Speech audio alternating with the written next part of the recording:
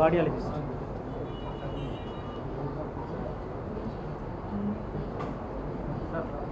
Doctor Jayaprakash మీ పేరు చెప్పి direct point చెప్పండి సార్. ఓకే అండి, అందరికీ నమస్తే అండి. నా పేరు డాక్టర్ మోహన్. నేను consultant cardiologist at holistic hospital. ఈ ఎస్ సుమన్ అనే పేషెంట్ స్కార్పియన్ స్టింగ్ తోటి జనరల్ మెడిసిన్ డిపార్ట్మెంట్ కింద అడ్మిట్ అయి ఉన్నారు. ఆయన ఆదివారం సాయంత్రం అంటే 5వ తారీఖు సాయంత్రం అడ్మిట్ అయ్యారు. మరుసటి రోజు ఆఫ్టర్నూన్ వరకు హాస్పిటల్లో ఉన్నారు.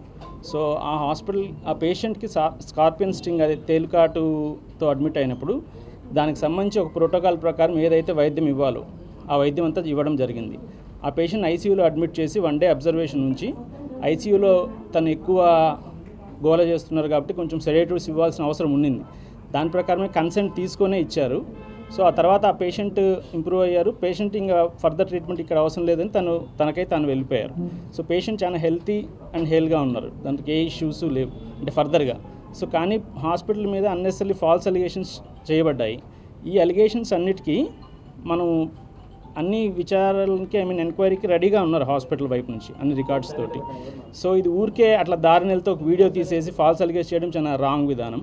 అండ్ 1 డే ఐసీయూలో ఉన్నందుకు గాను తనకు అయిన ఛార్జెస్ 15,000. తను లక్షలు అయిపోయినట్లు ఆ ఫాల్స్ వీడియోలో అలా ప్రాపగండా చేస్తున్నారు. దీనిపైన అన్ని విచారణ ఎదుర్కోవడానికి హాస్పిటల్ కానీ వైద్యం చేసిన డాక్టర్లు కానీ అంతా సిద్ధంగానే ఉన్నారు. ఇది డెఫినెట్లీ ఫాల్స్ అలిగేషన్. పేషెంట్ వచ్చినప్పుడు తన గుండె వేగం 120 to 130 ఉన్నింది హార్ట్ రేటు. ప్రెషర్స్ వచ్చి బీపీ వచ్చి 190/100 ఉన్నింది. అండ్ స్కార్పియన్ స్టింగ్ అనేది ఈ తేలుకాట అనేది జరిగినప్పుడు మెయిన్గా ప్రాబ్లం మయోకార్డైటిస్ అంటారు. అది జరిగే ప్రమాదం 10% మందిలో ఉంటుంది. దానివల్లే ఏదైనా లైఫ్ రిస్క్ లాంటివి జరిగే అవకాశం ఉంటుంది. ఈ ప్రాసెస్లో అబ్జర్వేషన్కి గాను ఐసీయూలో ఉంచారు, కానీ పేషెంట్కి హాని చేసే మందులు ఇచ్చి ఐసీయూలో పెట్టడం అనేది కంప్లీట్లీ అన్సైంటిఫిక్ అలిగేషన్. సో ఈ అలిగేషన్ కరెక్టా కాదా అనేది ఒక సెన్సిబుల్ పర్సన్ అంటే ఒక సబ్జెక్ట్ తెలిసిన పర్సన్ దాన్ని ఎవాల్యుయేట్ చేసి చూస్తే తెలుస్తుంది మనకి. ఇప్పుడు మనకు తనకు నచ్చినట్టు తను చెప్తుందే సత్యం కాదు కదా. ఒక సైంటిఫిక్ పర్సన్, క్వాలిఫైడ్ పర్సన్ వచ్చి చూసి ఇది రాంగ్ అని జరిగితే మనకు రాంగ్ జరిగినట్లు. పేషెంట్ చెప్పితే ఎట్లా అది కరెక్ట్ అవుతుంది? ఇది ఈరోజు పెట్టిన హాస్పిటల్ కాదండి. గత 8 సంవత్సరాలుగా ఈ సూపర్ స్పెషాలిటీ వైద్య సేవలు ఫస్ట్ కడపలో స్టార్ట్ చేసిండేదే holistic hospital, multi speciality hospital. And ఈరోజు కొన్ని వేల మందికి ఇక్కడ వైద్యం జరుగుతూ ఉంది. ఇప్పుడే కాదు, మొదటి నుంచి కూడా.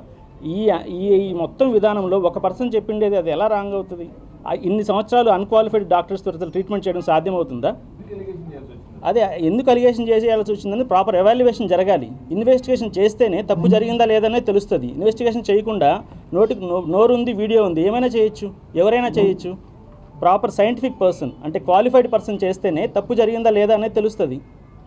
లేకపోతే ఎవరైనా చేయొచ్చు కదా, ఎవరి మీదైనా చేయొచ్చు. అదే దాని గురించి ఎవాల్యుయేషన్ జరగాలి. ఇప్పుడు తనకి ఒక రోజులో జరిగిన charges 15,000, which is very much normal with any other hospital. లక్షలు కాదు ఇక్కడ మనకు. తన 15,800 రూపీస్, సరేనా? పేషెంట్ అడ్మిట్ అయిన దానికి, వైద్యానికి, హాస్పిటల్ సో అయిన ఖర్చులకి అంతటి కలిపి అది తను పే చేసిండేది. సో దీన్ని అదే చెప్తున్నా, మనకి ఇన్వెస్టిగేషన్ జరగాలి ఇది.